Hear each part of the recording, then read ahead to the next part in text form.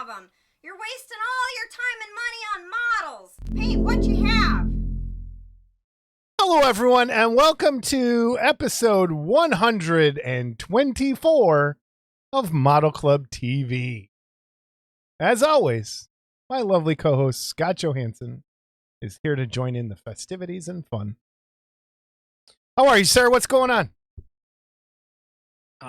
Nothing. What's going on with you? A lot.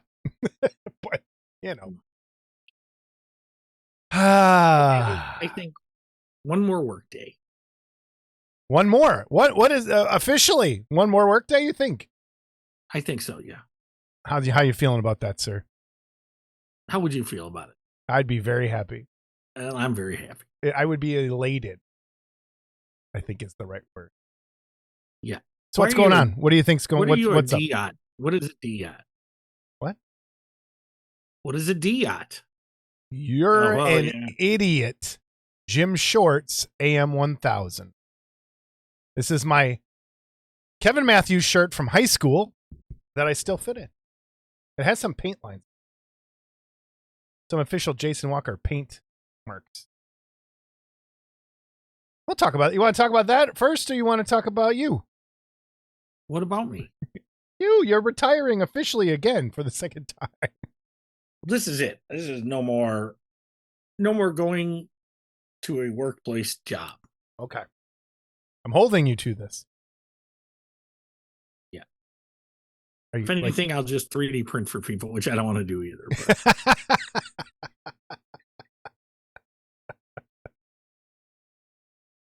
I took on another job yesterday. But anyway. I was just going to say, you better start telling people no then. That's the case. But it's hard to say no, especially when you like people.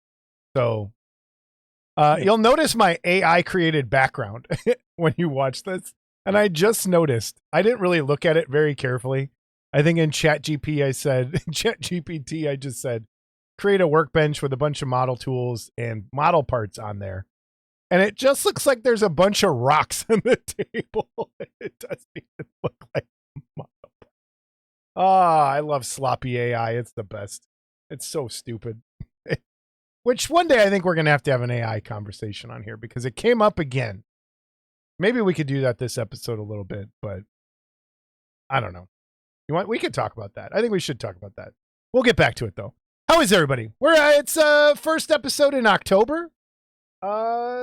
We have a little of announcement, but I want to talk about my shirt since you brought it up.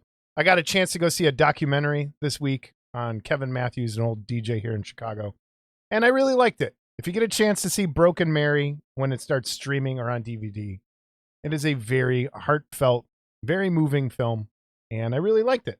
It was a last-minute Fathom event that I was able to get into, and if you don't know who Kevin Matthews is, he was not a shock jock, but talk radio. There was the AM 1000 here in Chicago, and it was Jonathan Brandmeier in the morning, Kevin Matthews middays, Stephen Gary in the afternoon, which that lineup shifted around. Stephen Gary used to be on in the morning, right? Long time ago. They were the morning show. No, they were always afternoons. Were they always afternoons? I think they were always afternoons. Then they went to mornings, I think. Yeah, they shifted around once in a while. But, it was the first part of the documentary is really cool. If you're a Chicago person, it was a nice little snippet of Chicago history, of like radio in Chicago, which was kind of cool to watch. And then it goes into his life and what he's doing now and Catholic stuff. And I really liked it. It was a really good movie. If you get a chance to watch it, I'll talk more about it with Brian, but brought back the feels a little bit of my high school and early college days. I really appreciated that movie. So, change. As the great chaos god Zinch talks, change is inevitable. Change is always happening. And we here at Model Club TV are changing. We are not going away. We are not ending as much as Scott wants to. But things have gotten a little untenable around here. And not on my end. I don't have not on your end because you don't do it. But I just so people know, and this is not going to turn into a bitch session at all. We're not complaining about anything. I just wanted people to know kind of how it works. So we have 2 episodes. Oh, here we go. Here we go. The yawning has already begun, and it's 7 minutes and 17 seconds. Very well. This is the way the episode works. There's 2 a month. Usually come out on the 15th and the 30th. We also have a model in a movie. Then we have other stuff thrown in there once in a while.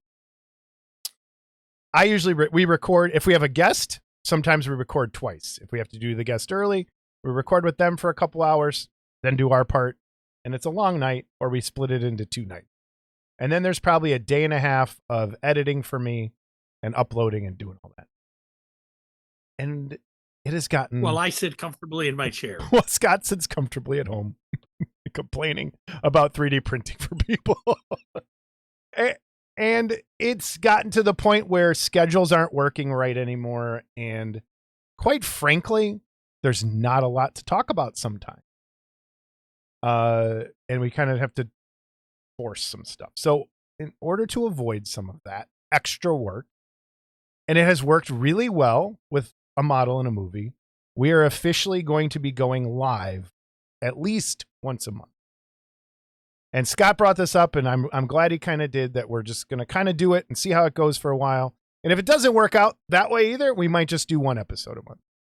So the way it's going to work is probably the first episode every month will be recorded. It may be 2 live streams a month. If we don't have a guest,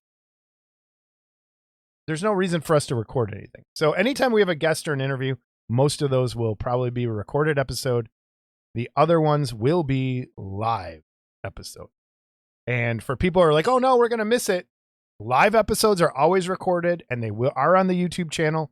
You just have to go over to the live tab. I'll make sure they're in the Model Club TV podcast playlist. So that's where you will find them. But there will be a little change. Now there's a problem. We don't know when to do the live episodes and how to schedule them. So pay attention to the Facebook page, and we will probably put up a thumbnail when we decide when to do it. So hit the notification bell. It will let you know when we are going to go live for that episode. So we'll see how it goes. I'm going to throw this out to Scott, though, right here on live on the show while we're recording. The next episode for us will be the 30th. We would have had an episode come out. What if we go live on the 30th, the day before Halloween? That's a Thursday for the next episode. Sure. Does that sound good? Have a little Halloween episode. If the Wolfman kit comes out by then, that might be the Wolfman episode. A lot of people have been asking about the Wolfman episode. We are going to do the Wolfman episode when the Wolfman kit from X Plus comes out, and we'll have everything kind of in that one episode. Which I've noticed, I don't know if it's everywhere, but I've noticed the price of that kit has gone up. Yes, I noticed that today, actually. And I don't know if that's a tariff issue or what, but yeah. So yeah, I noticed that today. So what, 99 I saw? 92. 92. I think I saw it at 92 or something, but oof. That's... And before people flip out, because I know there'll be some flipping over that price, Warhammer kits are 2 times that, if not more, for smaller stuff. So, well, again, the same kit and resin would be $150. Right. So right. There's a good way to put it. If that was a resin kit, it'd be $200. If probably more. But yeah, so that's the change around here. Let us know your thoughts in the comments below. But I really like the live episodes. I think it helps us interact with people more. It also poses a problem for giveaways. So we may still do giveaways on a recorded episode or even during the live shows to support, like, benefit people who are turning in live. Make it worth your while and do those there and give them away live on the air and do it that way. Or maybe a mix. The people that are live and the people that send it. Do a little both. So we're going live. Going live! In the great, who is that guy that melted down? With Bill O'Reilly. You ever see that video? No. Oh, it's a great video. Everybody, go look up Bill O'Reilly. I can say it. Fuck it. We're doing it live. It's the greatest broadcaster. Next to that Lawrence O'Donnell meltdown, where he's screaming about the people on MSNBC painting in the background. It's 2 of the best live newscaster broadcast guys flipping out. Oh, it's great. And hey, you get left and right psychos that get to melt down on air. So check it out. It's really good. That's the show, everybody. We're done. See you. Bye. Bye. So yes, live episodes going forward. We'll see how it goes. And if it doesn't work, we may just go to one a month and see how it goes that way. We might go through one a month through while there's not a lot going on. Yeah. And So if we can get some more guests and, and we're still trying to get some people on that resist, and it's tough, but we'll see. Things have changed in the hobby a lot as well, and they're changing in the hobby a lot as well. So there's that. It also gives me more time to do live streams of painting and what's in the box, which means I have what's in the box came out this week with the airbrush. We'll talk about that. But I also have 2 just that need editing that are going to go live this week sometime. So anyway, that's the show update. Scott, thoughts? Anything before we move on? No thoughts. The heat wave is gone now. So finally. Been brutal. Although I gotta say, I'm a little warm today. Oh no! Oh, I knew there was a.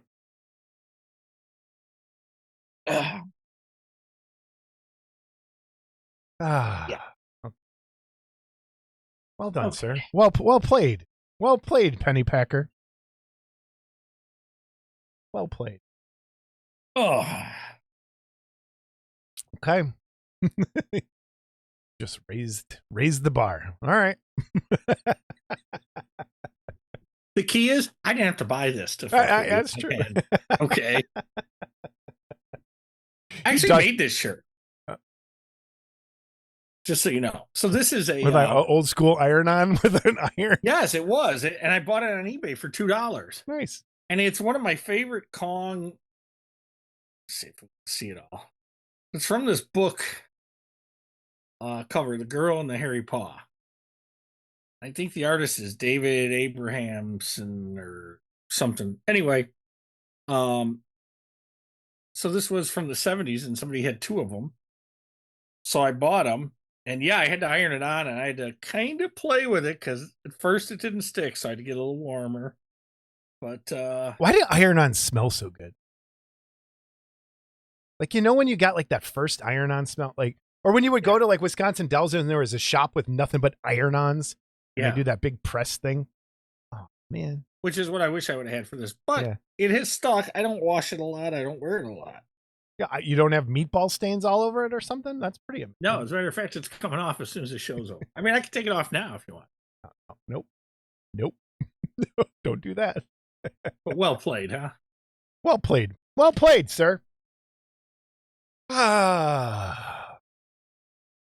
What do we want to get into first? Let's talk about an airbrush.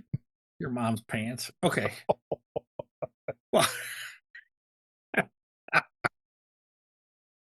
it's like you barely got the question out. That's what's funny. It's like you barely got the question out. It was boom.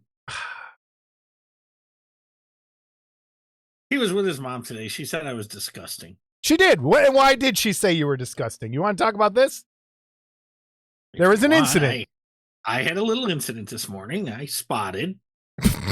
And so. And when I get the text message, my parents just happened to be in the car. I had to explain what an incident was. And it was, he's disgusting. What she said last night. But anyway. Yeah, okay. Oh, well, that's interesting. Well, let me ask, is that 1/2 or 2?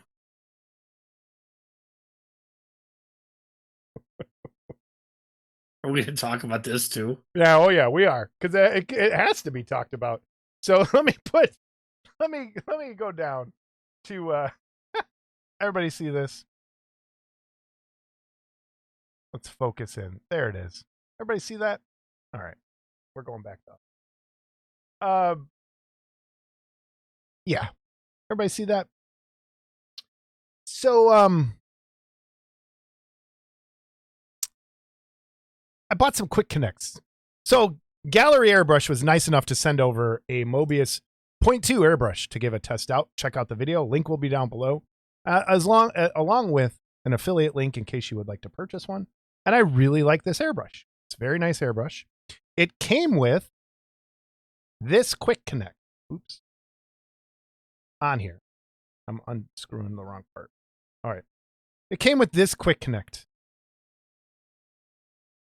I just dropped it. There it is. All right. It came with this quick connect. All right. Came with this one. I'm going to go back. That was for Scott. I'm going to show you this. And look at my desk. It's super messy. That's what the quick connect looks like. It came with just that.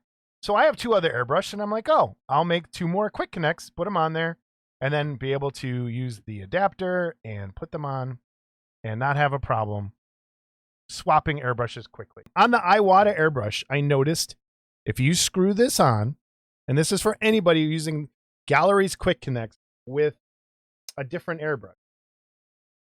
If you do this and you follow the threads that are on the airbrush and you screw this all the way down into there, it mashes the washer that's in there and restricts the airflow. Okay. So if you are going to do that, I'm going to leave this here so people can kind of see. You see that washer? It gets mashed down and restricts the airflow a little bit.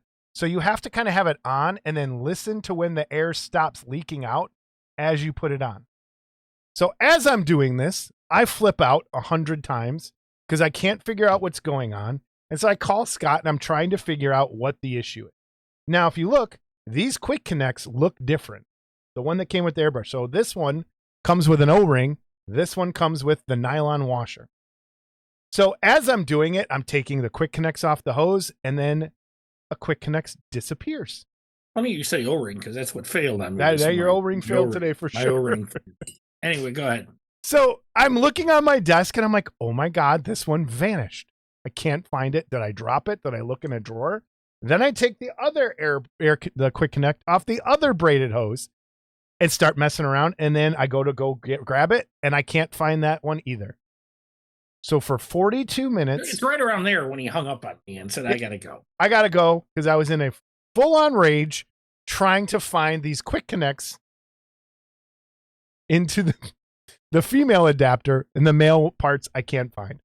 So I take off both of the adapters off the hose, stick them on my desk, and for 42 minutes I stomp around this thing, roll on the ground looking for the 2 male ends, right? The two male ends I can't find. And the quick connects are sitting here. And then I call Scott. And Scott, what did I say? He thought somebody is messing with him. I was convinced there was a ghost. Nobody else is there. Okay. I was about to think they fell into a black hole and just disappeared. He has left the room. Okay. He has stood up. He's shaking everything. I said, have you stood up? Have you shaken all your clothes off? I've looked under the desk with my flashlight. I've blah, blah, blah, blah, blah, blah, blah. He's just going off for like 5 minutes. And somebody's screwing with me. I don't know how. I don't know why, but something's screwing with me. Blah, blah, blah. So the brains of the outfit says, yes, in this case, yes. Says to him, is it possible that the connector's in the other end of the connector that you put them together before you set them down? So right away I get an adamant, oh no, that couldn't be. And then silence for about 30 seconds. Okay.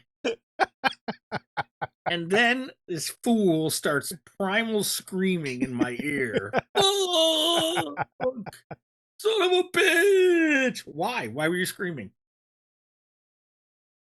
This is just sitting on my desk, and it looks different than the other Quick Connect that came with the airbrush.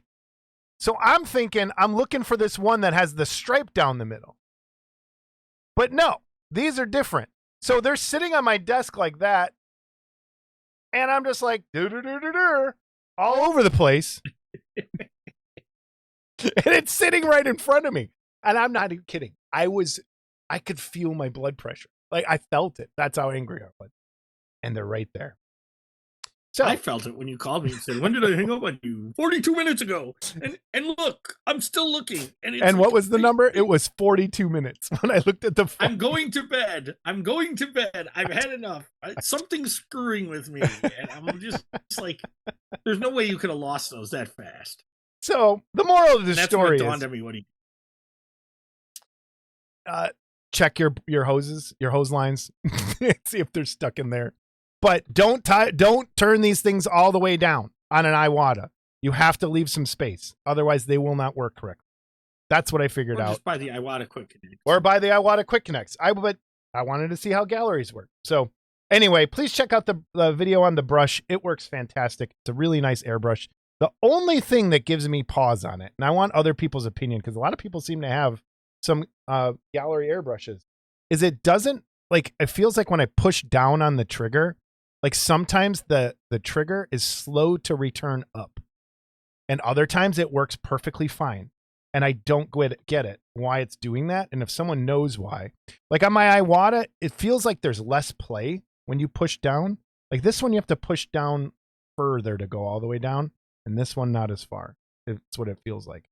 Joe Hudson reminded me of something in the video that I did not know, that you can dial this thing back here and it makes this looser. But that's not my issue. My issue is the plunger down to release the air. So I'm loving it. It's a nice brush. I'll use it a little more. I used it to paint some of this little guy. Yeah, that's not your issue, by the way. Oh, I know. I got your issues in here. All right, yeah, we've already bored the hell out of everybody. So gallery link is down below. Go ahead. As long as we're talking about air, yeah. Okay, I want everyone to know that what kind of knucklehead this guy is. Okay, he calls me yesterday and goes into this story about filling his tires. Okay. And basically it was, did you know that the recommended tire pressure is on a label on the door? And I said, yeah, I've known that for years. Well, he didn't. So what does he do? He looks at his tire. Why wouldn't you look at the tire to know how much air is supposed to be in the tire? Okay. He looks at the tire and the tire says 50 PSI max. Okay. So this ape fills his brand new car tires up to 50 PSI. You're making this sound so much worse than it actually. What kind of idiot? I'm not a car guy like you. I don't know anything about cars. What kind of car guy? What'd you call me yesterday? An idiot car guy. Oh, you said a stupid car guy. Stupid car guy. Yeah, this stupid car guy knows how much air pressure to put in his tires. Because the tires say 50. Okay. So wouldn't you think something? Why would they give me tires on a brand new car that don't have the air pressure that's on? Like, why would they need to be lower if the tires say 50?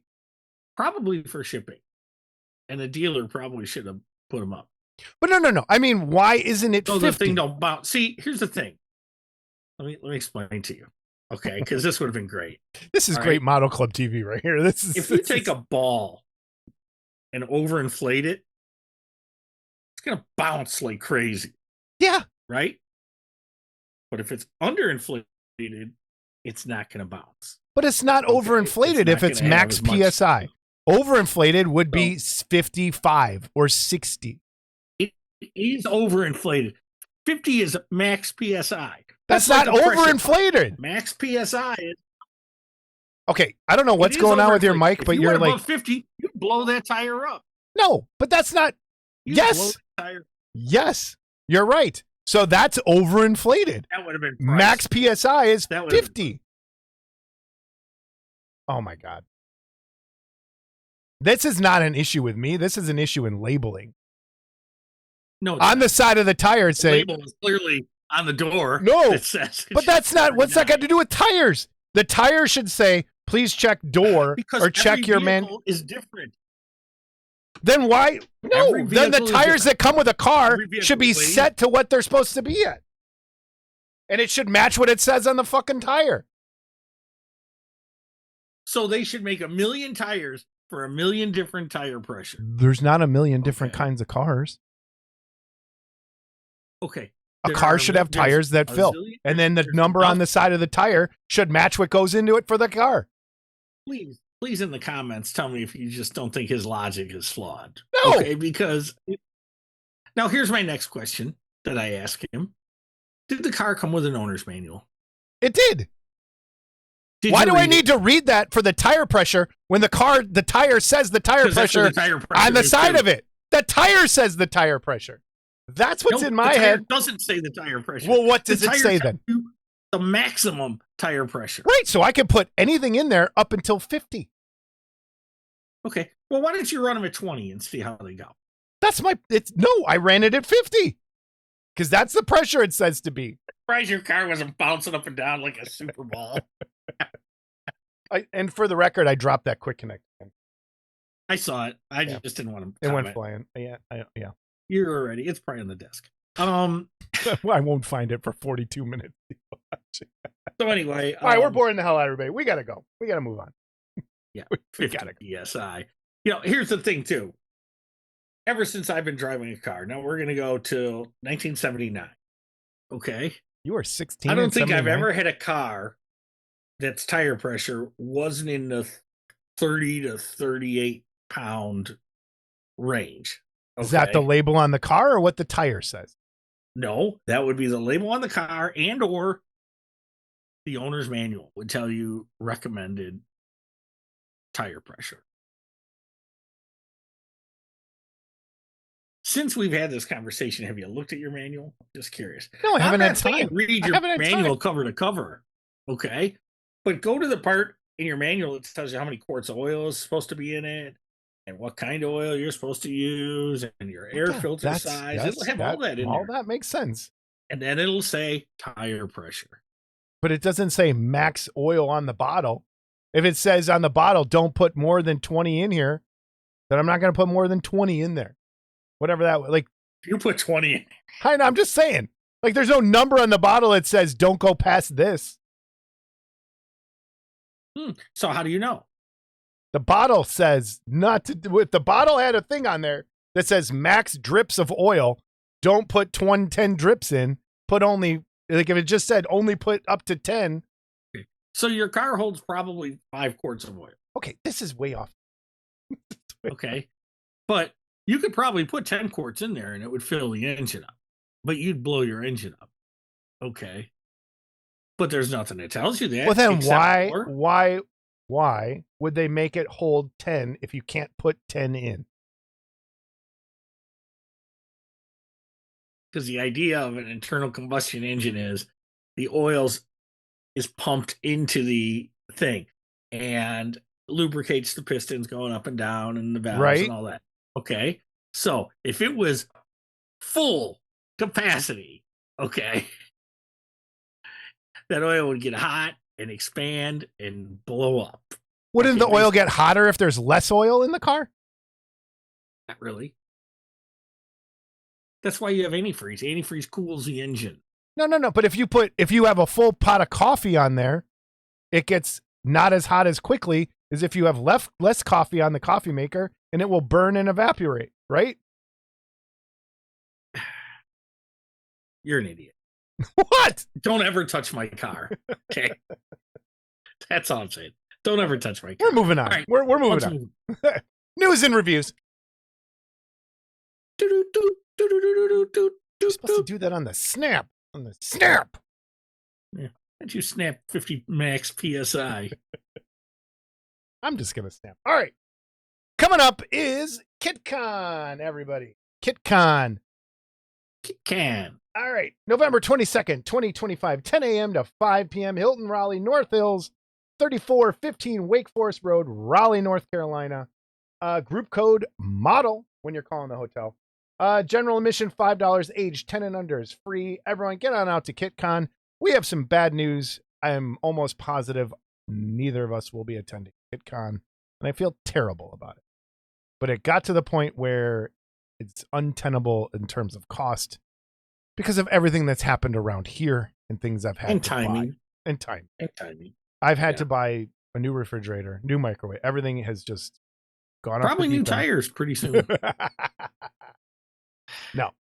So everybody check it out. There's a lot of cool stuff going on. I've heard a lot of people in the comments and people talking and messages to me on the side saying they're going and they're hoping we go. I don't think I'm going to make it. It's just not looking good. And all the money I would have used to buy kits there would go to the hotel and the airfare. So it's I'd rather I support did some of the hear that guys. the tables were sold out. Good. That's awesome to hear. So verify that with Dave Bennett, though. Maybe he gets cancellations. Okay. I'm just saying that's what I heard yesterday. So. Cool. And that's great. So everybody, if you're in the area in the Southeast, this is a show for you. This is a show for you. Maybe we need to do a show here in Chicago, Scott. Maybe we need to do that one day. So we don't have to fly anywhere. KitCon, everybody. Check it out. KitCon.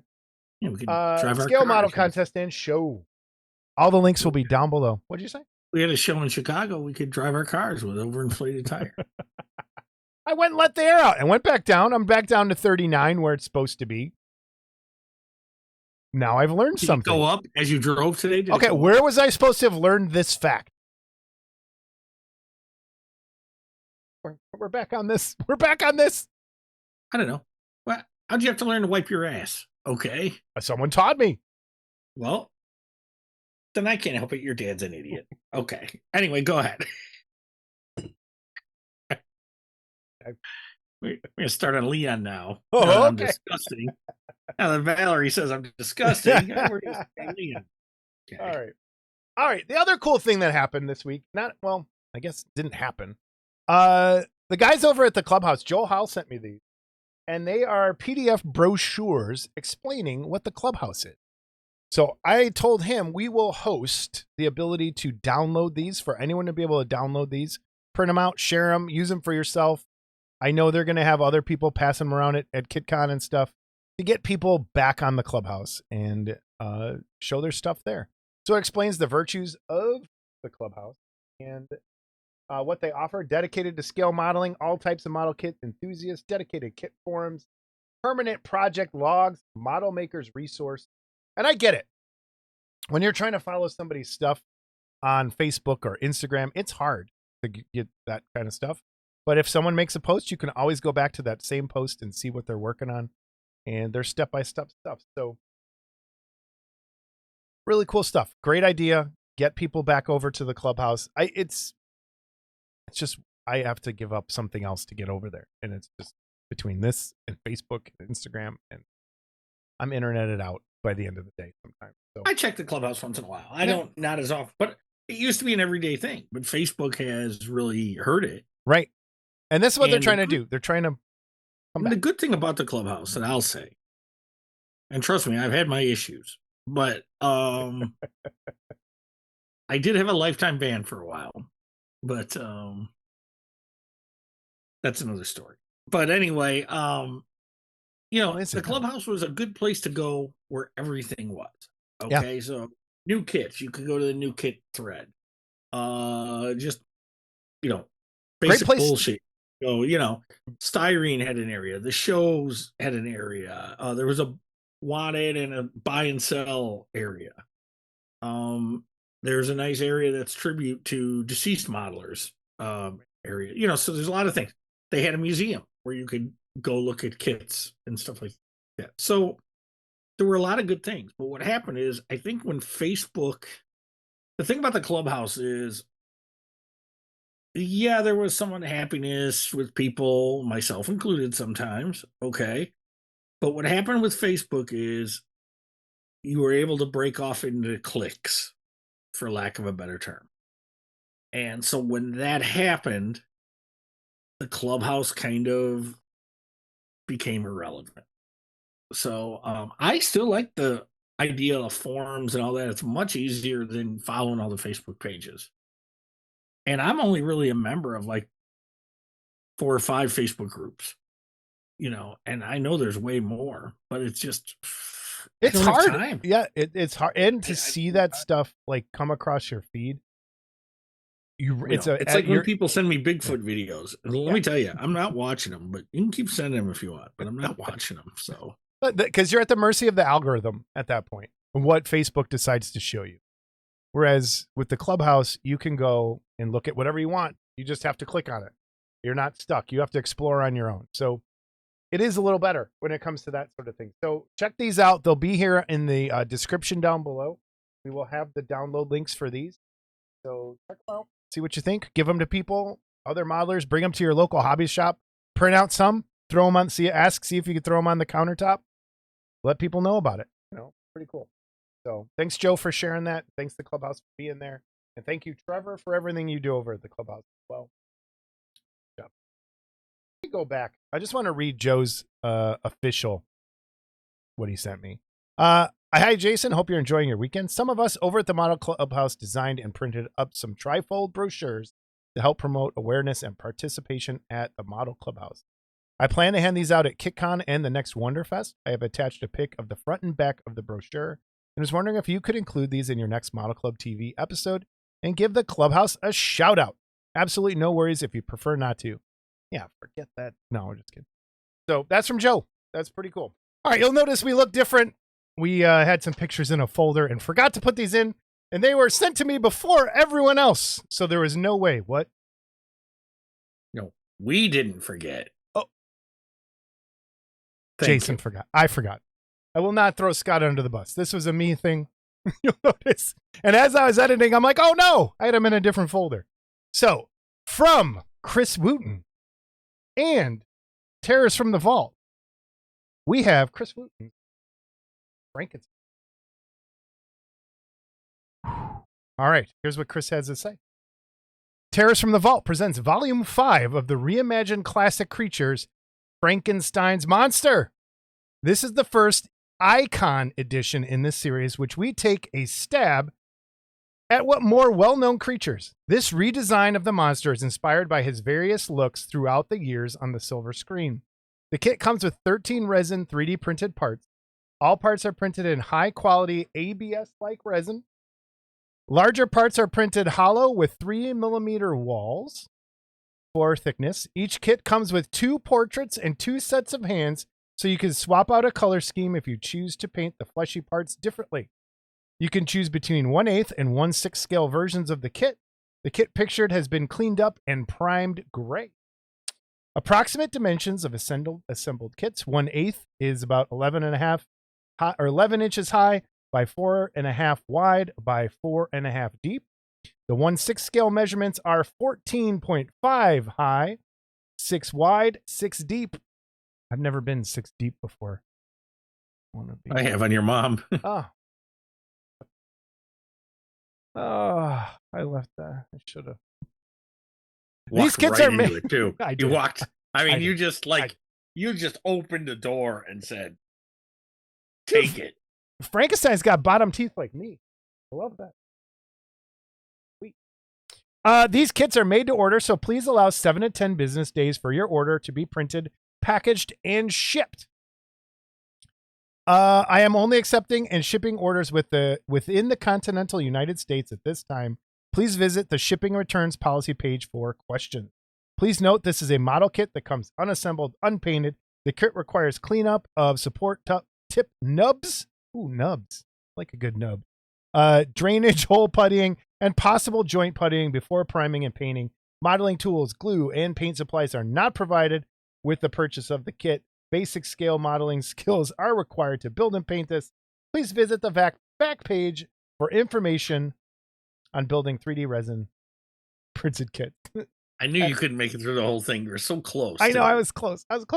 Order yours today from terrorsfromthevault.com. So, Scott, what do you think, my friend? What do you think?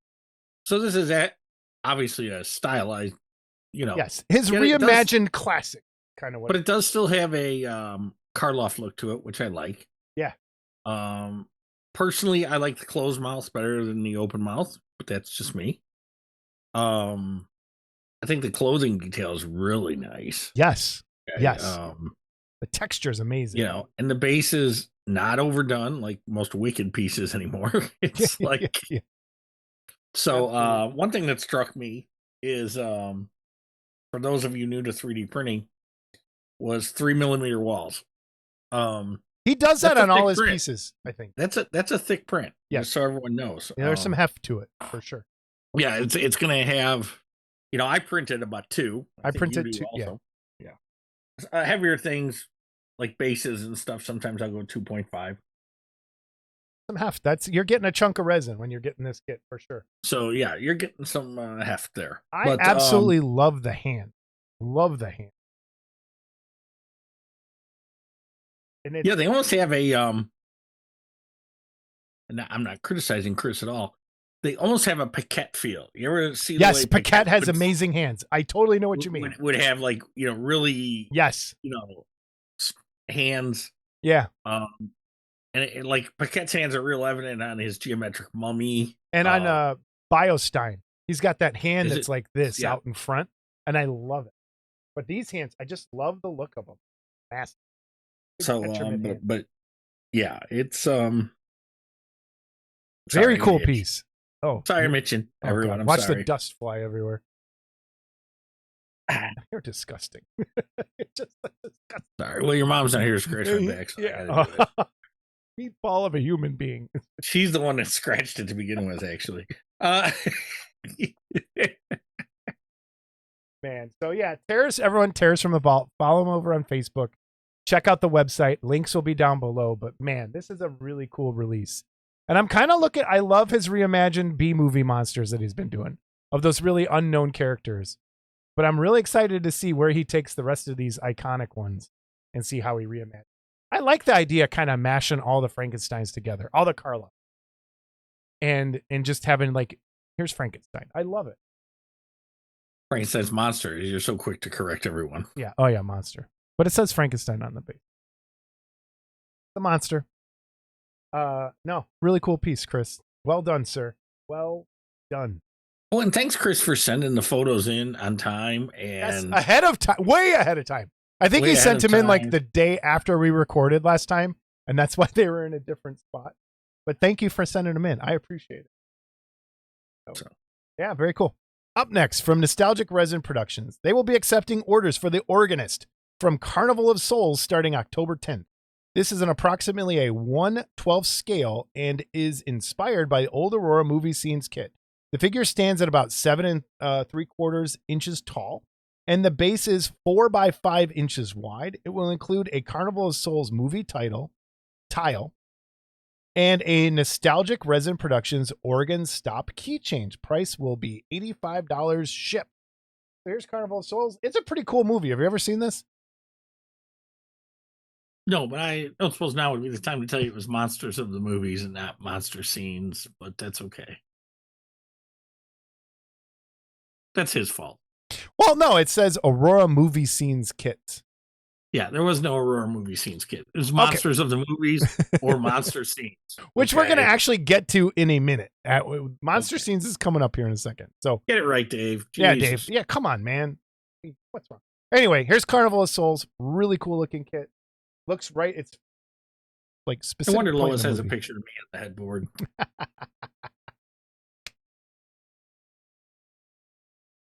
Here we go.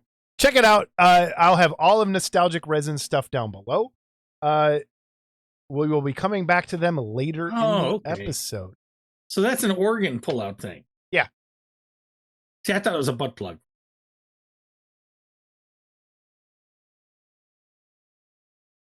I thought it was one of those wax, like the stamps when you have the wax. And you no, I did. Actually, that's what I thought when I first saw it. And then I was like, oh, wait, he printed it forwards. You have to print it backwards for it to be that. And then I reread, and it said organ stop. We're both done. So if you're a fan of Carnival of Souls, which I don't think there's a lot of kits from, which might be a untapped. There's one guy in that movie that's really creepy looking. Everyone knows who I'm talking about. That would make it kind of cool. But you know what's not untapped? My mom? Your mom. Yeah. Yep. I knew it. All right. This is weird. So, well, there's the butt plug it's got. A nostalgic resin butt plug. I don't know. That one end's kind of sharp. You would need to Well, you definitely want to take the chain off. Yeah. Unless you're putting it in that big end first. Okay. In which case that would defeat the purpose. But then when you went for your column, you know what? You know who needs this? You. After your incident today, you need this more than anybody at this point. When you went for your colonoscopy, they'd be in there with the camera going, "What's Nostalgic Resin Productions?" All right. Anyway, go ahead. Dave, send him one of these, please. He needs one really bad. And we want to put this big, printed in filament. Yeah. The size of a bar stool. Speaking of monster scenes, James Hale sent me this, and I had found it on my own actually as well. And it looks like they got some stuff coming. And here we go. Let me read. What do we have here? Check out the sneak peek into how Dencom 1/13 scale monster scenes snap together custom builder kits are progressing through the test shot phase of product development. Imported exclusively by Atlantis Toy and Hobby, Dencom 1/13th scale kits are scheduled to hit the market in January 2026. Series 1 includes the following 4 creepy kits to start your own lurid laboratory. Or should I say laboratory? Are you a laboratory or laboratory? Laboratory. Yeah. Teacher. Laboratory. But that's how they always said it in like Bugs Bunny, right? My laboratory. Oh, so Bugs Bunny's right, just like your tire's right when it says 50 max PSI. Here's the first ones in Series 1. Dr. Deadly, MSRP, $19.99. Frankenstein, $19.99. Gruesome Goodies, $24.99. And The Pain Parlor, $24.99. Additional details, 55th anniversary, 1971 to 2026. Limited edition release, all plastic snap-together custom builder kits, glow and clear parts, movable and extra parts, mix and match monster scenes, unique classic packaging design, rated X for excitement. So, I didn't quite understand. And so James kind of filled me in a little bit. He said, from that post, I can only infer that the molds got sold off and exported. Atlantis contracted with Dencom to produce a limited amount unboxed to avoid tariffs, shipped to the U.S. for boxing and selling. There may be license issues with the Vampirella piece from the monster scene line, but I'm sure Atlantis can work that out. Come January 1st, 2026, I am going to frequent Atlantis's webpage daily. So check it out, everybody. Those are neat little kits. So, fun. Fun stuff. Scott, thoughts? Anything? No, I like to see these reissued. I mean, they were reissued once before. Well, they were in the boxes, right? The little boxes? Yeah, but they didn't last long on the shelves because the parents were like screaming, rated X for excitement, and you had the scantily clad Vampirella and Victim, Nice. and yeah. Nice. So I had the Frankenstein and the Gruesome Goodies, I think, because it had the table you could put the Frankenstein on. I always thought that was cool. So, cool. So it sounds like that's all coming back. So that's nice. All right, from our favorite people. And we mean that in the least amount of favorite kind of way. Just kidding. Well, one of them is one of my favorite. Yeah, one of them is. The other one, I don't know. All right, new kit announcement. In collaboration. This is from Animatronic Arts. Did I say that right? Animatronic? What is it? Animatronic Arts, yes. Yeah, I said it right. Good. In collaboration with Pestilence Labs, we are proud to formally announce our first release in the Next Level Classic line. JFK number 2 is only a week out. The movie Jaws changed filmmaking and all of us forever. I remember seeing... This is Michael Berglund talking, by the way, for people who don't know. The movie Jaws changed filmmaking and all of us forever. I remember seeing the movie about 20 times that first summer. I'm going to pause. Scott, how many times did you see it the first summer it came out? 1, 2, 2? 2, I think. 2, okay. As a hobbyist and mother growing up, and now as an adult, I remember the At Our Jaws kit depicting Brody hanging onto the sinking orca. The kit was soft. The shark didn't look much like a shark. Brody looked like an old dude. The Ole. Ole. Is that Ole or Ole? Old dude. Needs a little thing. I'm here on the south side. That's Ole to me. The gun was wrong, and the barrels looked like they came from an A&W root beer factory. The original kit, super rare, cool for the 1970s, but not for today. So let me introduce you to the next level classic of this wonderfully conceived model kit from 1975. Mark Worthling asked me to create this kit because he always wanted this kit, and now we have taken it to the next level. Brody looks like Brody, barrels are correct, and the gun is also correct, and the shark looks terrifying. We don't even have the original. This was all sculpted from scratch. The kit comes in 8 parts. Start moving pictures around. Here's some, before I read the rest of this. This is the original kit from the 70s that they're going from, that they're making into the next level. The kit comes in 8 parts. Base and background scene are traditionally cast in polyurethane resin, 5 opaque 3D printed parts, and 1 clear 3D printed part. The water is printed in clear by one of the best in the business, Mike Van Scoy. All other parts are cast and printed by Pestilence Labs. Kit measures 6 inches wide and 5.5 deep. It's by 6.5 tall. Comes with scuba tank to ensure Brody can end this monster. I like to end this monster. Kit resin parts are super clean, and 3D printed resin parts are also fantastic and perfect fit. Prototype build picture here was built and painted by Jeff Ferrone, and he totally killed it. And check out the instructions. I'm going to go back one more. There's the instructions. Kit is $155 plus $15 shipping, and we'll have 10 kits ready to ship by this coming weekend, just waiting on the first batch of clear water parts. Please send Mark Worthing a PM direct message to get on the list. If you like swimming with bow-legged women, this kit is for... What? Was she bow-legged? You know what? I'm still stuck. And you almost said clit instead of click earlier. So I got that on the mind.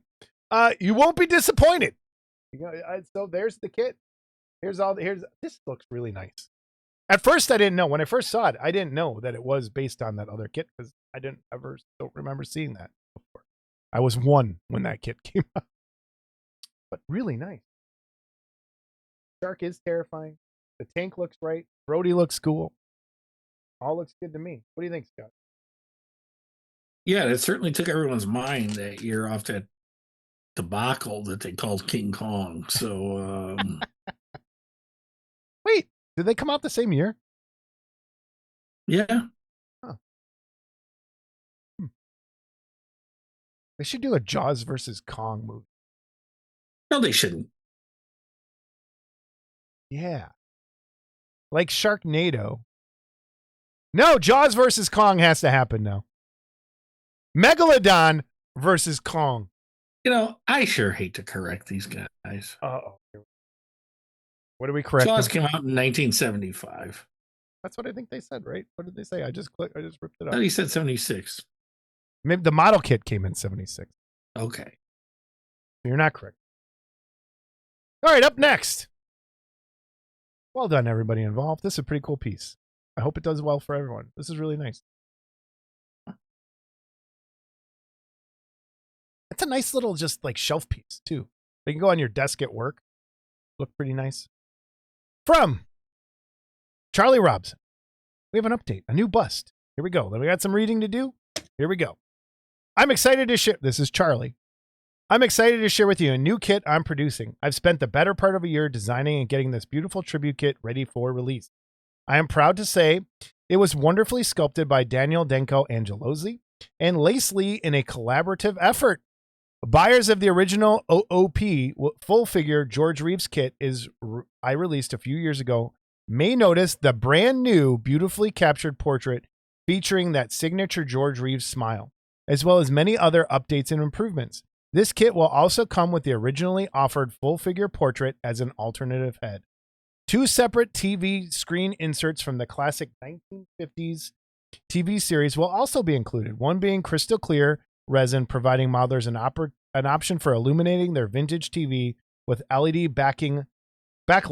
Lighting kit not provided. Finally, each buyer will receive a beautiful custom certificate of authenticity. So that is 9 parts total, quarter scale, 11 and 3 quarters inches built. Retails at $185 USD plus $15 shipping. The kit will only be available for purchase through Blackheart Models, so follow the link below to find the store page. It will be in the Friends of Blackheart section on the site. I'll have the link down there that takes you directly to there.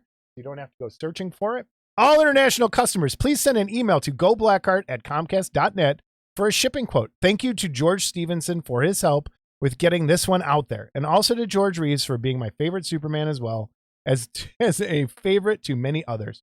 Hopefully this kit in a small way will help contribute to the longevity of his memory. Feel free to message me with any non-shipping money questions as George will be handling those. I appreciate all the friendship and support over the years. Painting services are available to non-modelers. Feel free to send me a message for more details. Here's a link and store page. Poster build-up by Rick Lindy. Printing, molding, casting by Mike Allen. And Ford George. So there we go. So there's the fully painted. Here's some close-ups of all the parts you get. Again, remember, 185 quarter scale bust. That checks out. And that's not like just a bust on a peg. It's got a really nice TV to go with it. And some. So again, is it a bust? Right. Half Is it a figure. Yeah, see, we go into this. We're not going into this.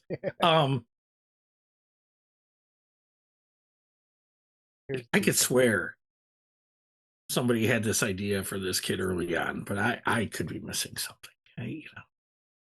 But I could swear somebody told him early on he should maybe make this into a bust. Was his name? Did it sound like Joe Hamson? It might. Anyway, go ahead. But I'm glad he did. Yeah, I'm glad he did too. So that's. Here's the close up. The two heads you get with the kit, the original and the new one, to fit in. There you go.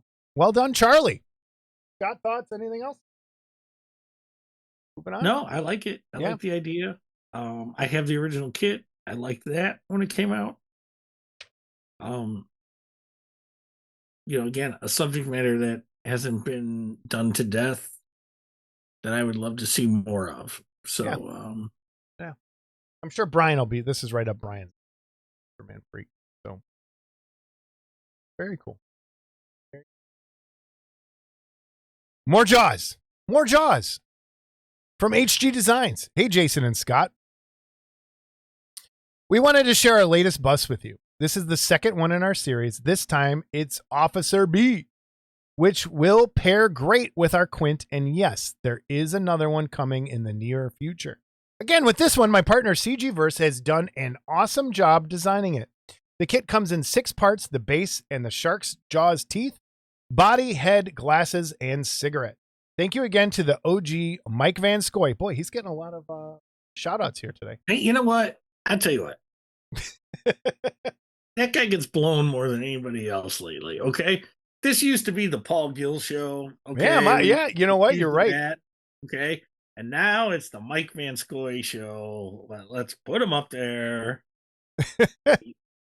He's, but Mike's a good guy, and Mike is really good at what he does. And there's a video he posted of de-spruing those glasses. And I got to go find that. I can tell you now that they're a little thicker than they were on this, just because, and again, this is a problem sculptors don't realize that don't print. And that is, man, glasses are hard. I did some for Rick Lindy, actually. And stuff like glasses are hard because they're so flimsy. Especially those kind of glasses, those really thin wire frame. Yeah, man. Yeah. They're tough. And let me finish this real quick. Thanks again to the OG Mike Van Scoy for all the help and support. This kit will be offered in 1/3 and quarter scale. Cost for the kits: 1/3 is $130 shipped in the continental US. Quarter scale is $100 shipped in the continental US. Overseas shipping will be calculated at time of purchase. We offer PayPal, family and friends or Zelle. We are also offering at cost the bases in the new design to anyone who may have purchased a Quint and would like to have a matching set. So I'm going to skip ahead just so you can see there's the matching set. Costs for these are $32 shipped for 1/3 and $27 shipped for quarter scale. Again, thanks to everyone for their support and for you guys and all your support and help. Here are some pictures of the kit straight off the printer with no sanding or primer. I love this. That might be the best Brody, man, ever. Yeah, I think this is really nice too.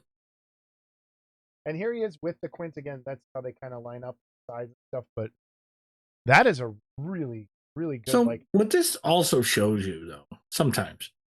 So these renders, now the Quint render is beautiful, but the Brody render, I see the likeness, but I don't see it as well. But once it's printed, it's right there. So it's So sometimes when you see a render, don't be so quick to jump. Yeah, for sure. Now check out HG Designs. Everything will be down below. Everything will be. Mhm. All right. Up next, what do we got? Well, we're going to start here with the working projects. Blah, blah, blah. See, it's catchy. We're going to start here with the work in progress of Wells' Fantastic Four. And His so let's follow keep up it. to the Thor piece, correct? Like, Well, I know this was a Patreon piece, and he's late with it. He's been really sick. He's like you. He has respiratory issues, and you got to understand. Down there, it's springtime. yeah. Okay, so it's he's been having a lot of issues. He's been really sick. I've talked to him a few times, so I have some patience with him. I did talk to him about the Invisible Girl here. The proportions to me, the legs are a little long, the arms are a little long. But I like the idea, and I'm not going to say who sent him the picture to base this off of, but And this is not a relief piece. It is 3D. It's not like in this picture, it looks kind of flat. Yeah, but it's designed to look like the comic cover. But it does turn around. It is 3-dimensional. It's not a flat relief. And up next from Well, and are the an old Hanna-Barbera cartoon, Yacky Doodle, and supporting cast of Fibber Fox and Chopper and Elfie Gator. Okay. And I imagine these will all be sold separate or as a set. And what's funny too is when you see the Hanna-Barbera stuff, the Fibber Fox looks so much like one of the Top Cat cats from back in the day. Like, they stayed real close on some of their characters, but this looks like a fun set. I don't know if it's going to come all together or separate pieces. I don't know what he's going to do yet. I just saw this today. But yeah, Yacky Doodle, one of the Hanna-Barberas he didn't touch yet, but there it is. So, and I'm not sure I've even ever seen any Yacky Doodle cartoons. So, no, I haven't. I've got my dog is a Wackadoodle, but that's different. Oh, we didn't talk about that. Your dog's famous. We'll talk about it. Okay. All right. My dog is a celebrity now. So we have a local station here, WCIU, and they call it the U. And it's a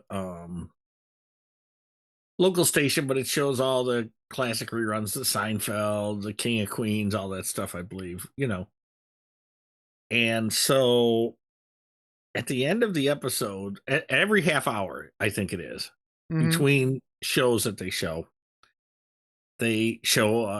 a dog video. And they'll say, this is so-and-so from so-and-so, and they love Judge Judy or whatever. Okay.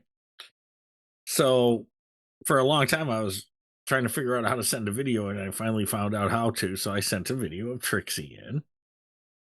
And I was sitting in my chair last week, and all of a sudden, my wife starts screaming, "Oh my God, there's Trixie, there's Trixie, there's Trixie." And I go to jump out of my chair, and Trixie's laying by me. I thought Trixie had gotten out. So I'm like, "What are you yelling about?" And she says, "She's on the TV. They just showed Trixie on the TV." Well, luckily, it was Judge Judy was on, so my wife had recorded it, so we were able to watch it right away. And there was Trixie. Wait a minute. Your wife records Judge Judy? Yeah. Whatever. She's afraid she's going to miss an episode of Judge Judy? Well, it's just something for her to watch, I guess. I don't know. Whatever. I don't know.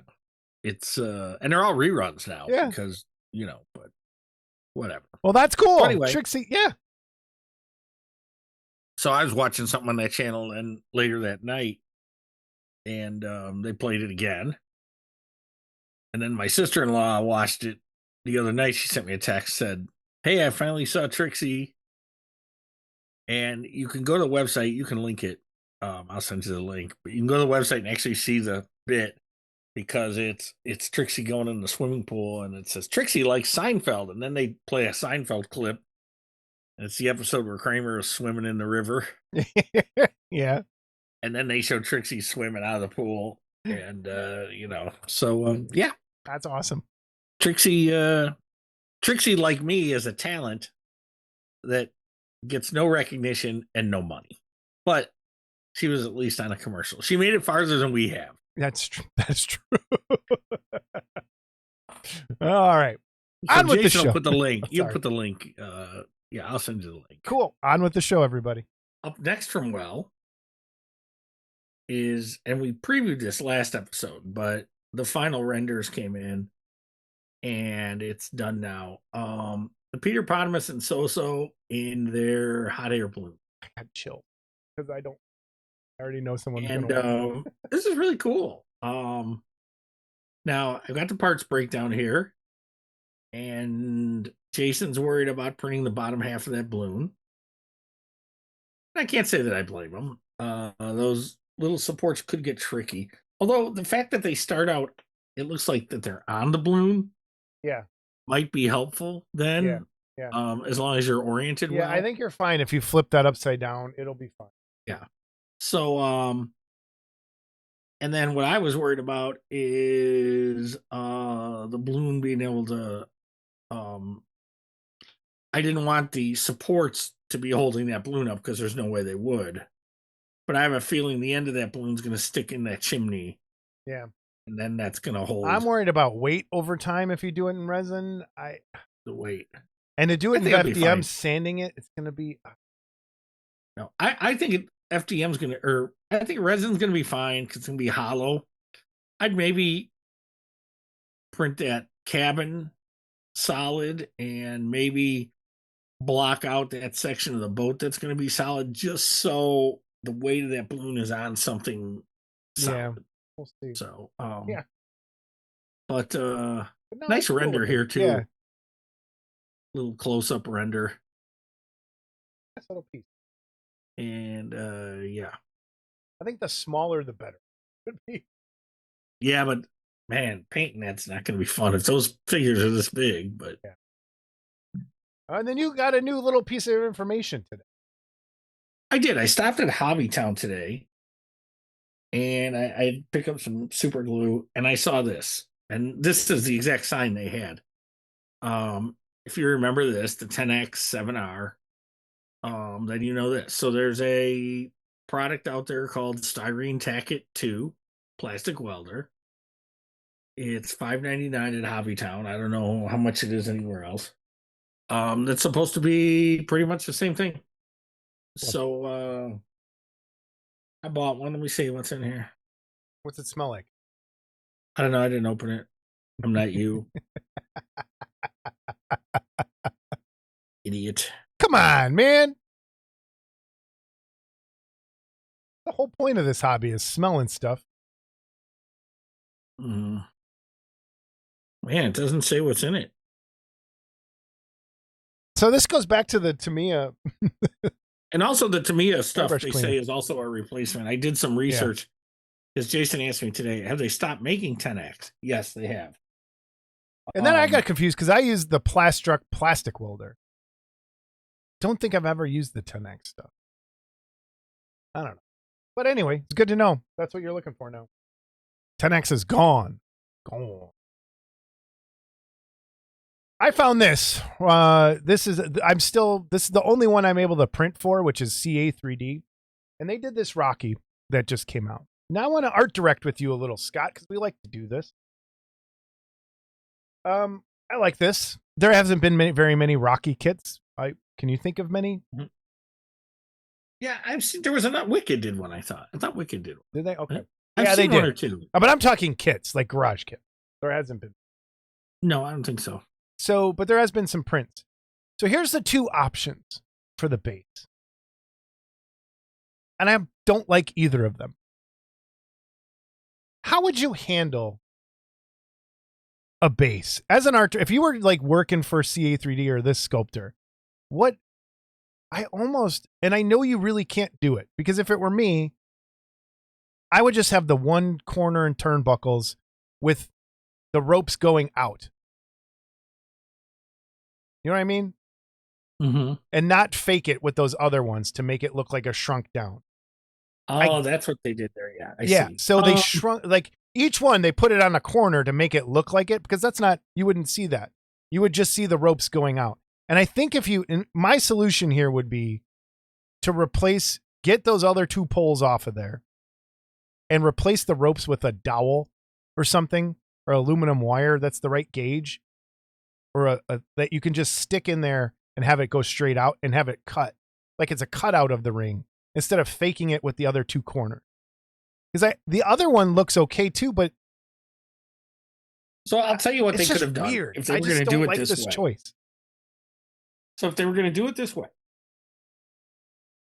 and have the corner, then they should have left it like the front ropes were off, but then have the whole Italian stallion thing in the middle, Yeah. like the whole round thing. So like it's a miniature version of the ring, Yeah. rather than like a cutout. So they're giving you a quarter ring, Yeah. okay, but yet it's still giving you the corners. Yeah. So to me, you can't have both. If you're gonna have the corners, then that should be the whole ring he's standing in. Yeah. Okay.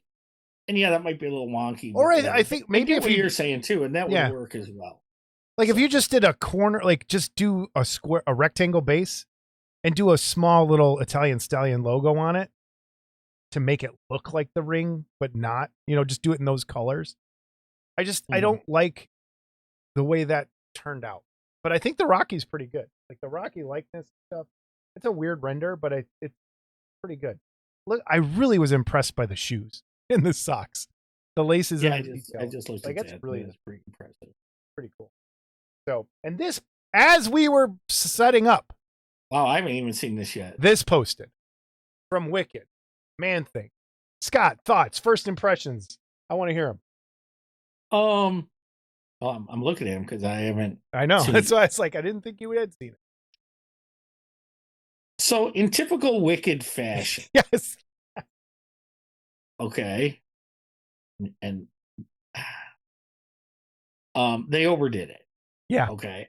That being said, it's cool. I'm not saying it's not cool, because the Man Thing.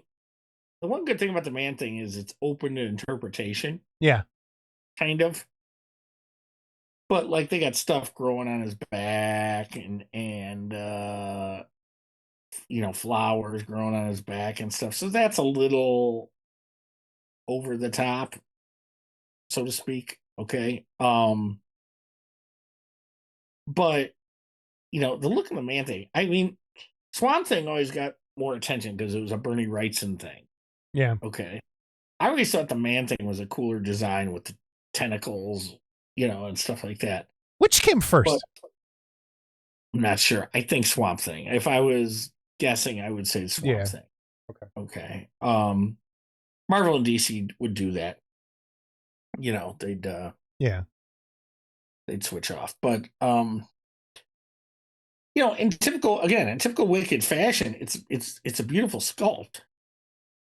Again, I'm seeing it for the first time here, folks. So it's a beautiful sculpt, but man, it's a little overdone. It's Especially so all the stuff busy growing out of his back and stuff like that. But and I know it's both of our complaint, but is it supposed to be busy? Like he's supposed to like kind of blend in with the swamp, right? With all that stuff going on. So yeah, I guess it kind of helps. Like that, it's busy because it's supposed to be. But I agree, it's too busy because I didn't notice the bird until we just put it on the screen now. The bird at the base? Yeah. On the base? Yeah. Which I think is a nice touch, but it gets lost. Well, I thought there was a bird on his shoulder, but I don't think it is. I think it's a flower. Yeah, that's a flower. There's a bird down on the base. But that would be bird a cool, down like the if you base. did all your greens and dark gross stuff and then made that a cardinal as it pops out, and here's an art director as in an artist looking at it. So you do most of this thing in greens and browns. Green and red are complementary colors. You make that a cardinal. You instantly have color harmony between the red bird and the green monster. And it kind of set in that red dot in there will pop on there with the rest of it. It would look Could really you make nice. it a blue jay? You could, but it wouldn't be complementary colors. It would be cool colors. They'd be going together on that. So, I've seen a lot of Man Thing sculpts, and a lot of people take a lot of liberties. I thought you were going to say you've seen a lot of man's things. No, but your mom has. Ah! But damn you! I've seen a lot of Man Thing sculpts, and I'm gonna say this. Mark Van Tine, to me, still did the best Man Thing sculpt for Bowen that's out there. It captured the essence of the character, which he was kind of always lumbering, walking, which this does not do. This is more of a stylized, interpretation. Yeah. So, yeah. this is Man Thing on steroids. And again, I'm not saying it's bad. No, I don't think it's bad. I just thought the proportion, the feet are sunk into the base, right? There's no feet there, like he's standing in Looks like swamp. it, yeah. Kind of okay. Because at first I was like, man, he looks short in the leg area, but it's going down into the. Nope. So, I'm checking one thing and get a response. Hang on.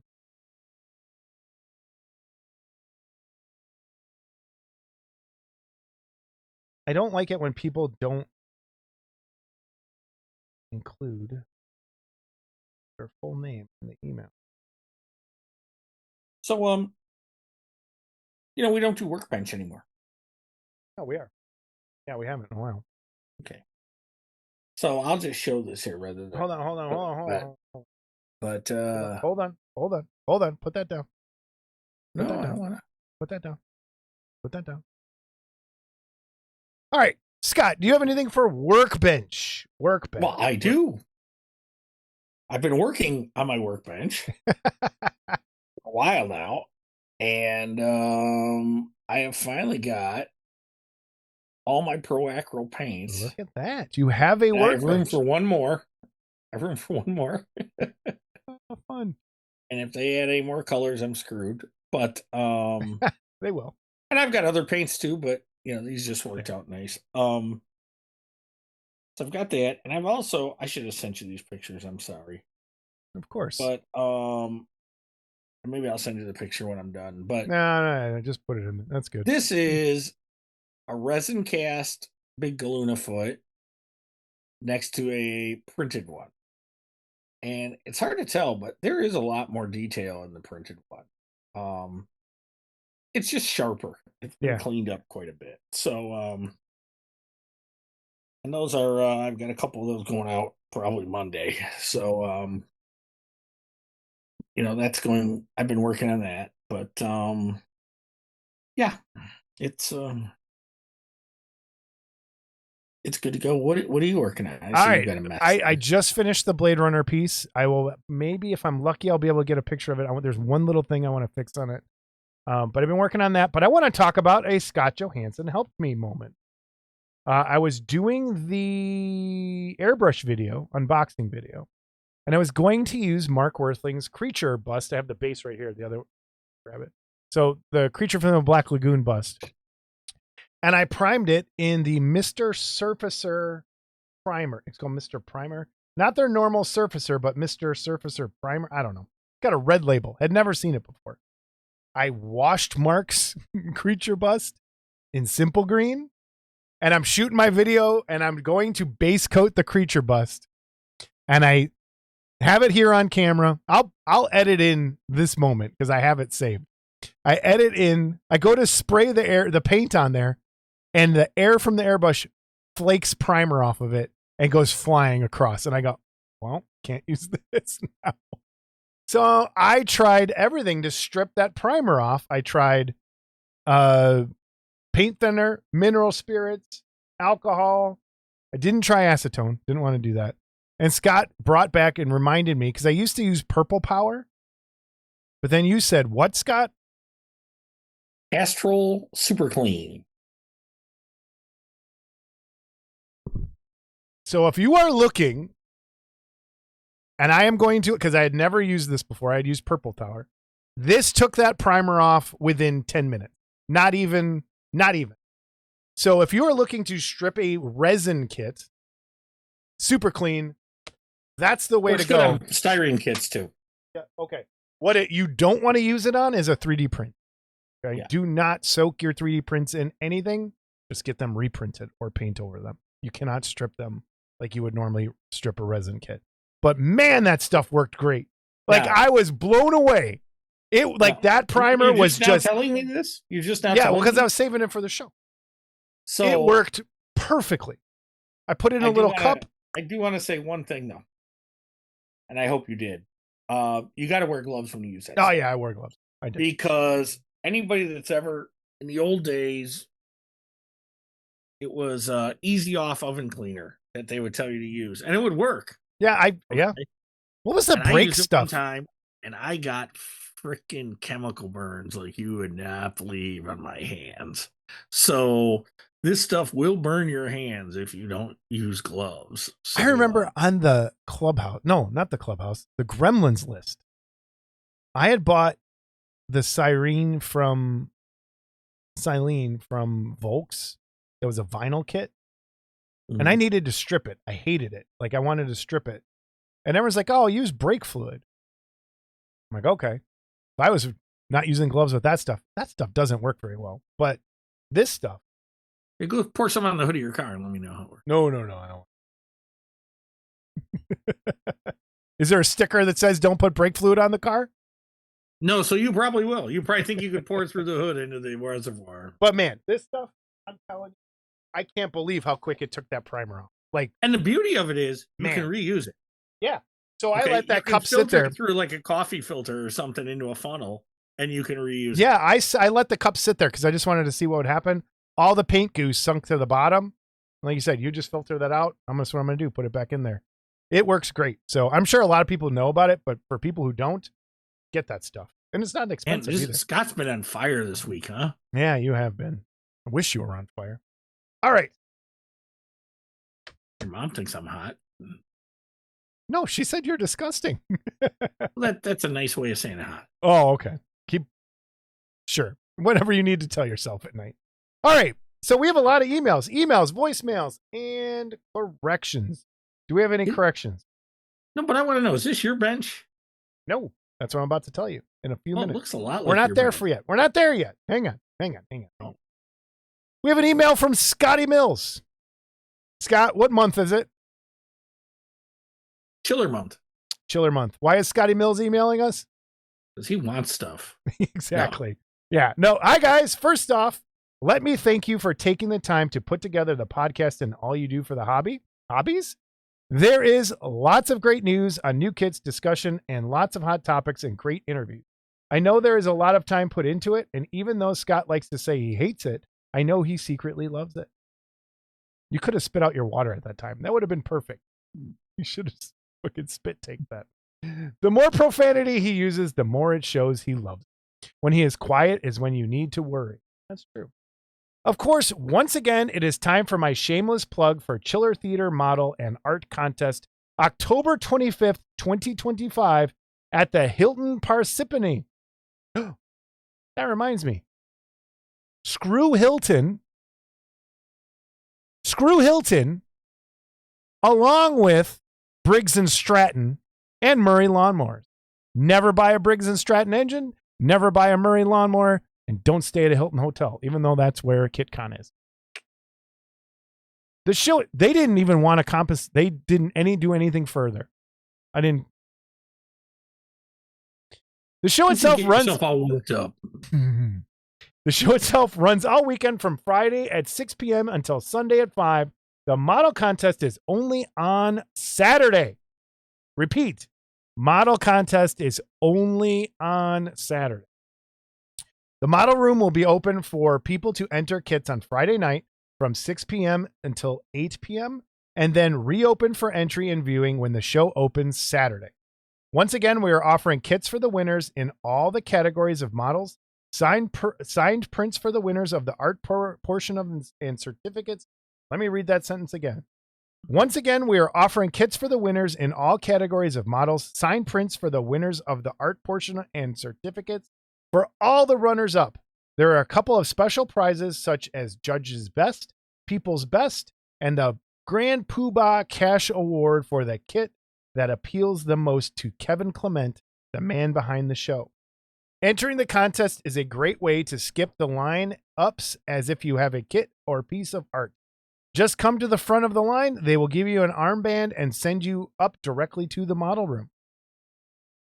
It is not a huge show compared to others, but there are some great models entered and a lot of familiar faces make appearances. The number of model vendors is not as great as back in the heyday, but the rise in 3D printing is seeing more models show up on vendor tables. So anyone in the New York, New Jersey, Pennsylvania area, or other environs, it is a great day to see some great models, meet some of your fellow modelers, and maybe catch a glimpse of two of some famous celebrity. A glimpse or two. He said of. Catch a glimpse or He's two. Canadian. What do you want? He's Canadian. He's lucky he can write English. Yeah, it should be in French. A glimpse of or two of some famous celebrities signing autographs. Once again, thanks to Model Club TV for supporting us and promoting our show. I promise I will try to take pictures this year to send you. So Chiller Theater's coming up. I should have put it in the front, but we did it here in emails. That's where it is this episode. Thank you, Scotty. We'll be sending you a prize or something to give away. I think you might have some still. I don't know. I'll talk to you. From Jerry Frayed. So as I'm watching your last video, What's in the Box, and my So I am watching your last video, What's in the Box, and my gallery 0.2 mm took a dump on me. The valve for the trigger spring just stopped.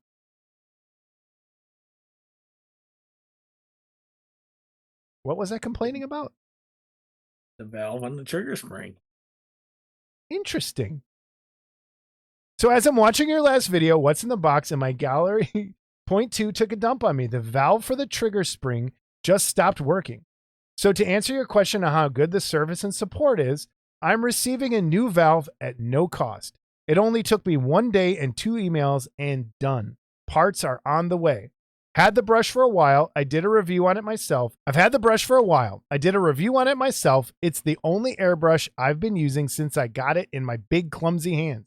I have Badger and Iwatas and others, and this airbrush has been a workhorse. I hope you give it a spin and really test it to the max. I think you're going to be surprised by the results. That's it. Have a great day. Just paint it. Jerry Frayed. Great to hear that that's awesome, and it's great to hear I might not be crazy on that trigger. So I'm going to have to play with it a little bit more and see. But thank you, Jerry. That's awesome. Links for Jerry's Just Paint It channel will be down below. All right. Since we did Tim Marple last episode and we're showing his collection, a couple people sent in pictures of their collection. So here we go. From Brent Krug. The Kruger. The Krug. After seeing Jason's enthusiasm about Tim Marple's workbench, I thought I'd share a shot of mine. I've tried to keep it as orderly as possible numerous times, but somehow it quickly turns back into organized chaos. Although I don't have 4 kids on mine as Tim did, my current work in progress shows Filmy's girl Stella bust. You should have a short segment showing photos from others in the hobby of their workbenches. You could call it working benches. Thanks for all the great episodes and your continued support of the Figure Kit Garage, Brent Krug. So here's Brent's workbench. Good shot. Notice what light he has? Yes. Lucent. I got the off-brand, but You did get the off. But yeah, no, I like the jam box. That's a good touch. yeah, the 70s jam box. Yeah, I love it. It makes their He's everything. probably playing cassettes in it, you know. But I love seeing this sort of thing. I love seeing what people do and how they work. So keep sending them in the email section. Take a picture of your workbench. Send us pictures. I'm going to I give like how he's got his, is this his airbrush setup too over to the left? In the next picture. No. Oh, that's someone else? You're jumping in. All right. So, yeah, there we go. Yes. So this is very cool. A little tip for people sending in pictures. If you take a picture and switch your camera size, the photo size to 16:9, we can make it fit the full image here. So 16:9 on your camera is the way to go. 1080p. You're lucky you're getting any photos. Just I know. stop it. But I'm just, help me out. Okay. We want to see the detail. And we can blow it up even bigger at 16:9. So here we go. All right. So this is from, I'm not going to give their email address, but it's Scott. It is an AOL address. So you're not alone. There's a couple of you still out there. I'm assuming Britt McDonough, because later on, but it doesn't say that in the email, and I'll talk about this in a minute. Hey guys, watched your recent episode with the collection of Tim Marple and thought I'd send him some pics of my workbench in hobby room.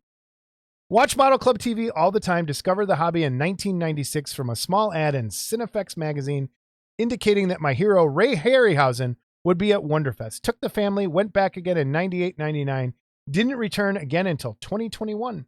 I was a cinematographer for a while, then photographer, photo technician for 30 years, and spent my last 14 years working in, believe it or not, gastroenterology admin before I retired in 2022. Back in 1977, I co-produced with 6 other investors a low-budget sci-fi film called The Alien Factor, which I believe is on YouTube and Tubi now. Oh, man. All right. What? I'm going to underline that.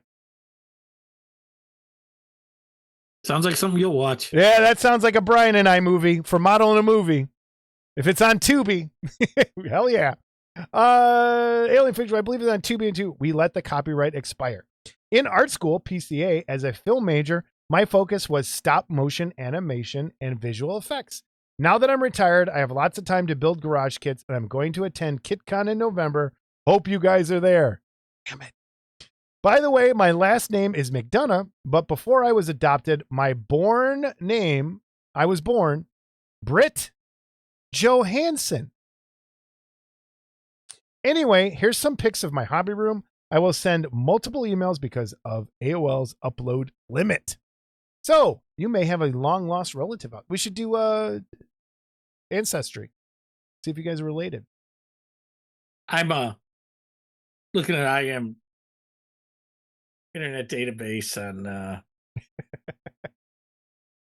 this movie. Yeah. Yeah, it's right up your alley. All right. Gonna check it out for sure. All right, so here's some pics. Here's his workbench. That is a clean workbench. I wish I had my thing right there. The exhaust. That's really nice. So I want to ask you about exhaust, though. And I know yours exhausts outside. And maybe this is a question for other people. Like, I have that collapsible booth that you can run out your window with a dryer vent. And all Yeah. that, you know. If you spray a solvent-based paint in front of that, does it take it, or is your room still going to smell like I that? still smell a little bit, but it takes it pretty quick. Okay. But I did install that other exhaust fan out the other window. So now I have 2. The one over there for spraying, and I have another one that just sucks air out and throws it out another window. And that's for the resin smell, because was untenable here. I was going to have to quit printing if I couldn't figure out a way. And that seems to have done it. I'll put a link down to the fan I bought if anybody wants it from Amazon for exhaust fans. They're just a straight fan that you put in a window.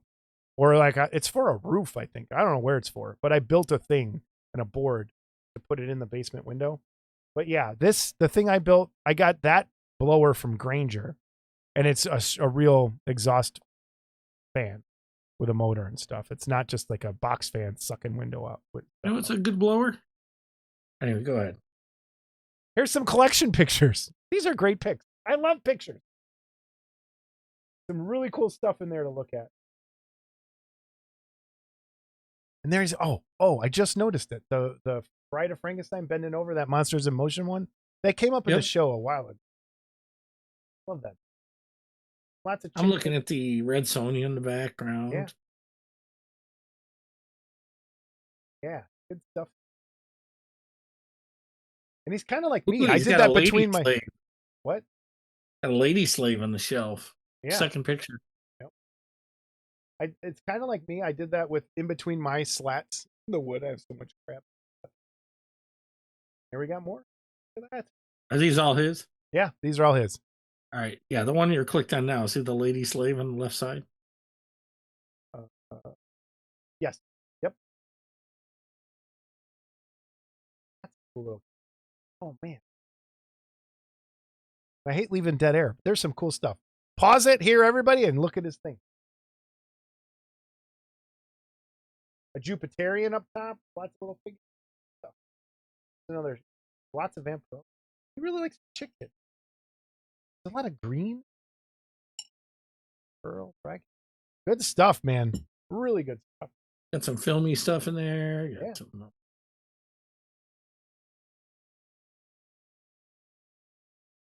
Wow. Of that same shelf, but popped up bigger. Oh, as a Ram fan. Yes.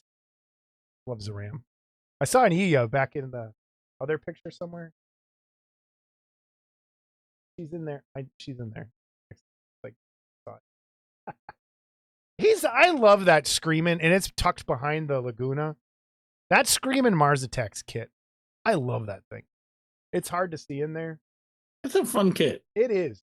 Except when they first released it, the domes were out. So I would never buy one again because you can't get a dome replacement. Man, good stuff. Thanks for sharing, man. I really appreciate it. And reach out anytime. Anybody, send us workbench pictures. I love this part. We can talk about them, put them up, put them in the gallery at the end. I like having them here in emails, though. So awesome. Yep, out the window. It's a nice mixture of new and old, too. Great stuff.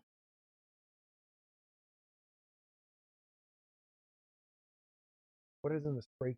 Why has he got a calculator? What is this? Math? We got math for. We have a voicemail from Tim Marple from last episode. Jason, my friend, this is Tim from Louisville. Man, thank you so much. The show today was fantastic. It really touched my heart, man, to see your enthusiasm over my collection and sharing it with the model world. Made me feel connected. I dig it. Thank you so much. You made me nervous pouring resin in that eye on the bench show. Man, what a task. It looked great to me on the camera. I don't know. I couldn't hardly see any bubbles. But tell your girl that rubber doll mascot, the soda pop, was called Squirt. That was 1960s advertisement early. Carry on, brother. I'll talk at you again. Once again, thank you so much. Bye. Oh, that's great. He's talking about when I was doing the eyeball for the kit I was painting. I was pouring the UV resin, which turned out to be a disaster. Go watch that video. So what'd you end up doing? I ended up leaving it. And so I think I should have done it thinner, but it just pulled away as it heated up. And there's a gap between the resin and the paint, because when I put Tamiya Clear down in there, it filled in part of it. So it just kind of pulled away. It's not actually air bubbles in there. It's a gap between the painted part and the resin. Now, someone else emailed me, and I got to go back. I go look at it. Said there is a different kind of UV resin that you can use, the special effects companies. I'm sorry, I was going to grab that email and I forgot. That will, as you cure it, concave like that. Not concave, convex. Convex is when it goes up, right? Yeah. Concave is using big words. So convex. So it will rise, like it will dome up. It's a doming UV clear. So it will give that retina. It won't be flat. It will rise up a little bit. So that's pretty cool. So I'll have to check more into that as we get there. We have giveaways to give away, though, Scott. We left it all the way till the end this time. So giveaways. And let me say this. Convex, you were actually right. Whatever. Put air in your tire. I have to say, thank you, Joe Heil. This was probably two of the most popular giveaways I think we've ever done. There are a lot of people that wanted both of these. Scott, which one do you want to give away first, the Seaview or the Taunt? The Tauntaun. All right, here we go. Tauntaun. Scott, I am going to shuffle. Tell me when to stop shuffling. Now. Where are we? Tauntaun Garage Kit from Joe Heil. We don't know the original manufacturer. I couldn't even find it. Patrick Carl, 1888. Patrick Carl, 1888. You have won the Tauntaun. Send us an email at modelclubtv@gmail.com. Please do that. Yeah. That up. Will work. Oh, no, it's still going behind. You know what? I'm going to fix that right. Got it. I fixed it. modelclubtv@gmail.com. It cuts off Scott's face, but who cares? There we go. modelclubtv@gmail. All right. Up next. This one seems like it was very popular. We've gotten multiple messages from multiple people saying they hope they win the Seaview. So let's just send everyone a piece. You know what? That's a good idea. It's like the Twilight Zone ending. I am shuffling, Scott. Tell me when to stop. Stop. Seaview. Here it comes. Who's winning the Seaview kit? From Joe Heil. Graciously donated. Look at this. Sorry, Patrick Carl. You won the Tauntaun. You can't win the Seaview again. Dang. That sucks. That's never happened before, has it? I think so, yeah. Maybe once before? All right, we're taking him off the list. Shuffling again. Stop. Spinning. Stop. Winner is? No way. Bill Wilson. No. Bill.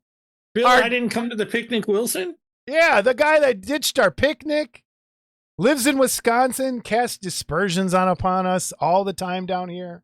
The Packer fan. Oh, my God. All right, Bill, congratulations, man. We want to see that thing built. We want to, yeah, you know what? I think we spin it again. The heck with Bill. Bill, you won. Fair and square. It's yours. All right, we do have a giveaway for the next episode. Let me show you. Here's the Seaview. Bill, that's yours. Tauntaun kit, still here. That's going out. Graciously donated by Nostalgic Resin Productions. We have a extra supersized Kolchak to give away. So that is going out to the next person to win. God. And you're not even going to unbox it, are you? You're just going to I'm not. I'm showing the picture because I'm going to leave it in that box and not break it or lose a part or do anything stupid with it. To win the supersized Kolchak, what do they got to do, Scott? They have to type fudge in the comments. Because of Christmas Story, Darren McGavin was the father. Okay. And Chuck and what's his name swore. Okay. Fudge in the comments. Add a couple U's in there so I notice it. And make it a separate post so I notice it. So yeah, separate post. If you're gonna comment separately, make fudge a separate post. Yes, please. That makes it a billion times easier for me. So and Bill Wilson and what's his name? There was a weird email thing. I don't know. I have to go back and look. Well, anyway, they're not eligible. Yeah, not eligible. So Bill, yes. From now on, if you won something in the episode before, you cannot participate in the next episode. We've said that before. We're saying it again because we've seen multiple people kind of jump in there. So to make it easier, if you won something, you have to skip the next giveaway. Thank you. All right. Fudge in the comments to get the supersized Kolchak. And guess when we're giving that one away, Scott? Our live episode on October 30th. What time? I don't know. We'll make a separate video. We'll make a commercial. Yeah, we'll find out. We'll get time. But October 30th evening, that's when we're doing it. Are you going to go as meat face? Yeah, we should. Should we dress up again? Should we dress up for a Halloween show? No. I kind of want to dress up like Toxic Avenger this year, just at my house and get a leotard, pink leotard. I was a Toxic Avenger earlier today. And we're leaving it at that. Have a great week, a couple weeks, everyone. We'll see everybody soon. Stay tuned for the gallery. There's some cool stuff. And say goodbye, Scott. Goodbye, Scott.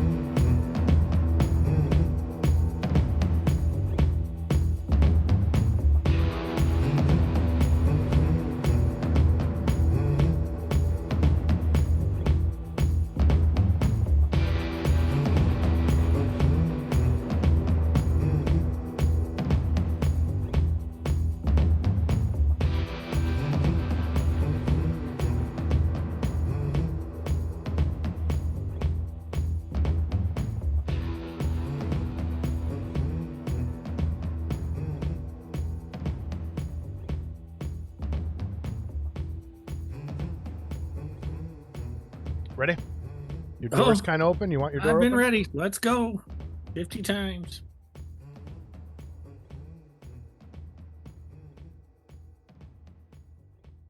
There was a weird, like, wrinkle.